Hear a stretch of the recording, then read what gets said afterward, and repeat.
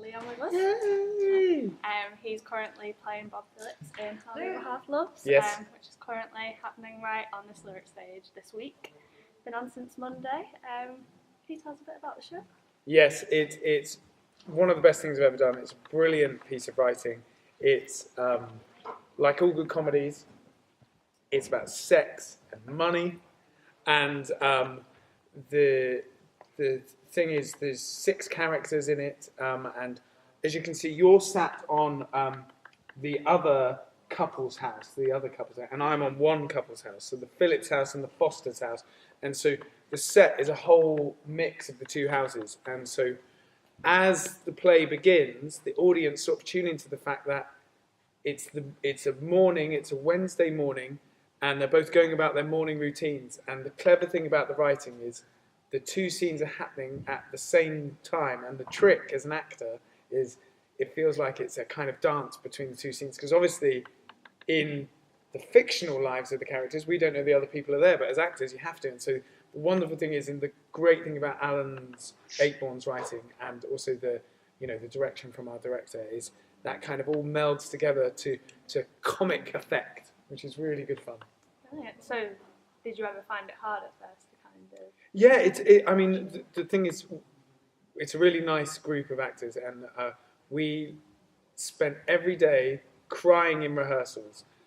Mostly it was laughter, because the play's really funny and everyone's really funny in it, but also sometimes just because it was hard, because there's a lot of business that happens. The kind of one of the big set pieces is a dinner party, which is happening in the 2 households at the same time, and the visiting couple are going in and out of the scene, and it's such a clever piece of writing. And the exciting thing is, I think it's one of the, it's such a theatrical device, and the audience just go for it. And we've been lucky here in Manchester, just having the best, most warmest audiences who are giving us loads back, and the audience really is the 7th character in the play. And they teach you about the play as well, because there's bits that the audience kind of inform you that are funny, which I never even knew were funny, even like from rehearsing and being in it. Yeah. How's the tour been so far? I imagine this isn't your first venue. No, well, we kind of opened in Windsor, but we had a very short rehearsal process, and it meant that we were still, the show is developing and evolving every day, and for me, coming here to be in Manchester and be on stage in Manchester is a bit of a dream, because my wife's from Manchester, got loads of friends up here. Obviously been working up here a lot recently, and it feels like the Northwest is my spiritual home, and I love being back here. Good choice. Yeah. Although today was a real Manchester day, where it was kind of got the worst of it at the moment. Comes down with the rain. Yeah. All those showers, not good. So obviously you've had a huge career in TV as well, Waterloo Road, Yes, Selfridge. yes, yeah. Did you ever find the transition hard from screen to stage, or is it quite easy? Well, I think the easiest way to put it is, I think the biggest transition I made was I used to be a baker and a chef pâtissier, and then I decided to be an actor, and I remember going to a careers advice place, and they asked me, they said, I said, I want to be an actor. And they went, oh, no, you don't. And then, so they told me about drama schools, and I ended up going to a drama school. I got very lucky, got into a drama school. And I think all of the different forms of acting and the way that we tell stories as actors, whether that's television, radio, or theatre, they're all similar. They're just slightly different sandpits, and the joy, I think, of theatre, and why actors are always really drawn to being in the theatre, is it is an actor's medium, 100%. Because I'd like almost more like it's live and it happens in front of the audience. Like I said, the audience teach you about the play. You can they really are part of the show, and they change that. The interaction we have with them changes stuff in the show on a daily basis, and that always makes it exciting. So it changes a lot day to day, Yeah. but would you say you have a favourite scene within the play? Yes. The plays consists of 4 scenes, and my favourite scene is the dinner party scene, and I get a little bit of a break before coming on that, and what happens is when the visiting couple, when Mary and William arrive, in the house, you can just start to sense the audience now really start to go for the play, and so it feels like, you know, coming on to be part of that scene is wonderful. Yeah. And how, for people who don't really know about the play, how would you describe your character? I'd say Bob Phillips is what Sarah Crowe, who plays Mary, wrote in my card. She said, you know, your portrayal of Bob, he's like one of those fairground boys where he's a bit of a Jack the Lad. He's, you know, he likes his drink, he likes partying, he likes his women. You know, he's having an affair with the boss's wife right at the top of the show. So, you know, but he kind of gets taught an important lesson, like in all good drama. You know, you start, all of the characters in this go through a transformation, and you know, they're not necessarily. I mean, I get punched in the show twice, and sometimes the audience clap. So I think that tells you how they feel about the character. Whereas I love Bob, of course, because your job as an actor means you have to love the characters you play.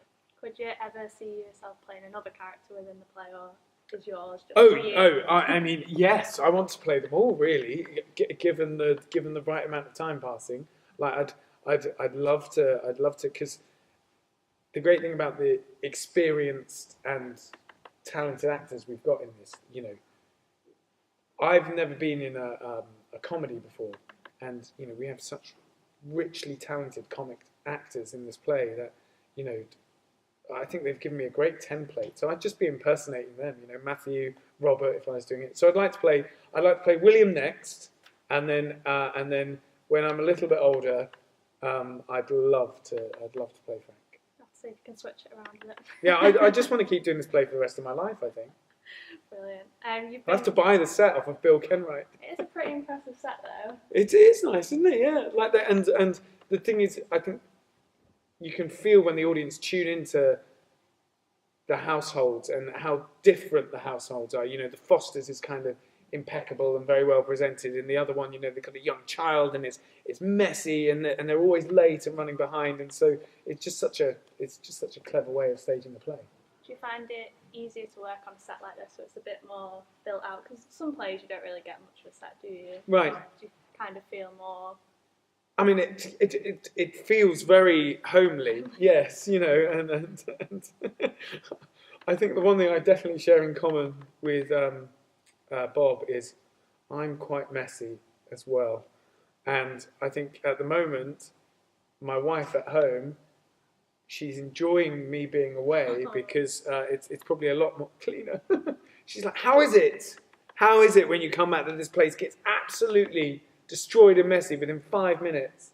Well, at least you can keep it clean for now. Yeah. So aside from How the Other Half Loves, it's all kicking off in Coronation Street at the moment. It is, yeah. So yeah, that's brilliant.